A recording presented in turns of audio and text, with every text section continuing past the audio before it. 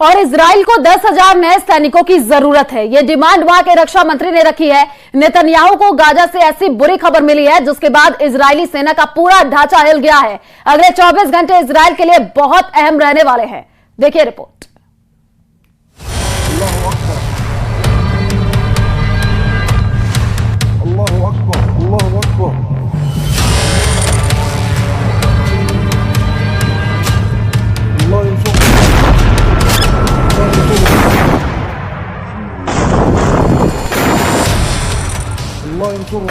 इस वीडियो ने इजरायल के पावर सेंटर में तहलका मचा दिया है। इस वीडियो ने नेतन्याहू की फौज में नया डर पैदा कर दिया है, क्योंकि जो धमाका है उसमें ना सिर्फ इजरायल का टैंक फट रहा है बल्कि इजरायली सेना की ताकत वाली छवि भी चकनाचूर हो रही है। अब हुआ क्या, बहुत गौर से देखिए, क्योंकि इस वीडियो ने इजरायली सेना की चूलें हिला दी। दो लोग भागते हुए इजरायल के मरकाबा टैंक की तरफ बढ़ते हैं और जल्दी से उसके दाईं तरफ कुछ फिट करके अलग अलग दिशा में भाग जाते हैं। चंद सेकंड बाद होता है बड़ा धमाका।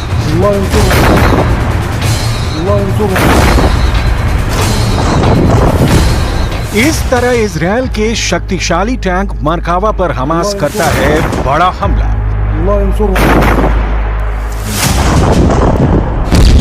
हमास के दूसरे वीडियो में एक स्नाइपर अटैक होता है।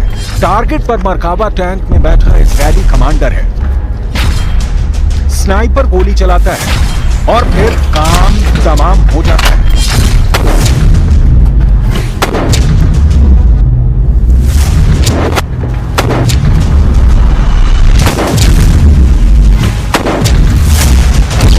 हमास का दावा है कि उसकी अल कस्साम ब्रिगेड ने रफा में एक ही दिन में 4 टैंक फोड़ डाले हैं, जबकि इजरायल ने माना है कि 30 जून और 1 जुलाई के दौरान उसके 44 सैनिक घायल हुए हैं।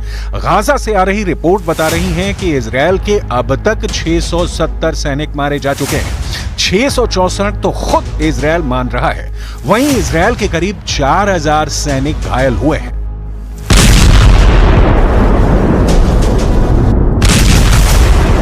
इन आंकड़ों के पीछे इजरायल के मरकाबा टैंक और नेमर बख्तरबंद गाड़ियां हैं जो हमास का आसान टारगेट बन रही हैं।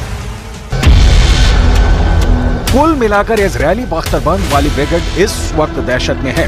मरकाबा टैंक और नेमर बख्तरबंद गाड़ियों का गाजा के अंदरूनी इलाकों में टहलना आसान नहीं रहा है।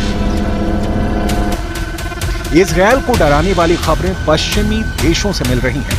अमेरिका की रिपोर्ट बता रही है कि हमास के आगे इजरायल फेल हो गया है और अगर उसे गाजा में हमास को खत्म करना है तो अगले 3 साल तक उसे इसी तरह बमबारी करनी पड़ेगी। इस बात ने नेतन्याहू को बुरी तरह से फंसा दिया है।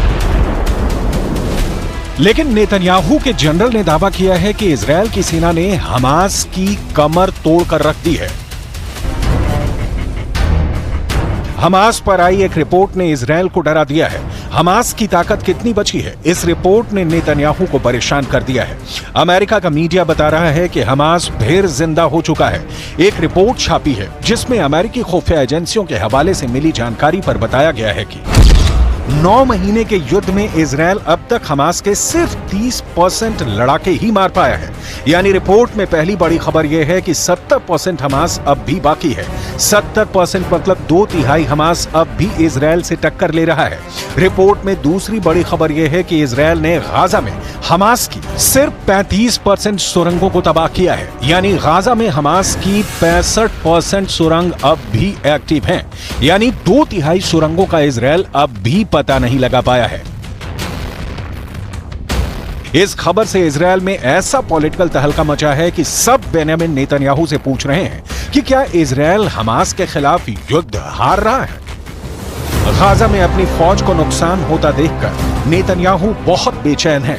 ये साफ साफ है कि वो बहुत टेंशन में है, क्योंकि रिपोर्ट के साथ अब हमास के नए खतरनाक वीडियो भी वायरल हो रहे हैं।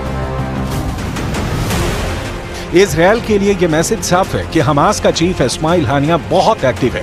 गाजा में जितने इजरायली टैंक फट रहे हैं, ऐसे हर धमाकों के साथ साबित हो रहा है कि हमास कमजोर नहीं हुआ है। उसकी ताकत इजरायल के लिए और खतरनाक बनती जा रही है। इजरायल की सेना और नेतन्याहू के लिए तो सबसे बड़ी शर्मिंदगी की बात यह है कि 7 अक्टूबर को इजरायल पर हुए हमले का मास्टरमाइंड याह्या सिनवार अब भी जिंदा है। और अब तो ये भी कयास लगाए जा रहे हैं कि पूरी तरह इजरायल का ब्लॉकेड होने के बावजूद वो गाजा से भाग चुका है। यही वजह है कि बेंजामिन नेतन्याहू इस वक्त न सिर्फ गाजा में घिर चुके हैं, बल्कि इजरायल की अंदरूनी राजनीति में भी उनके बहुत से दुश्मन पैदा हो चुके हैं।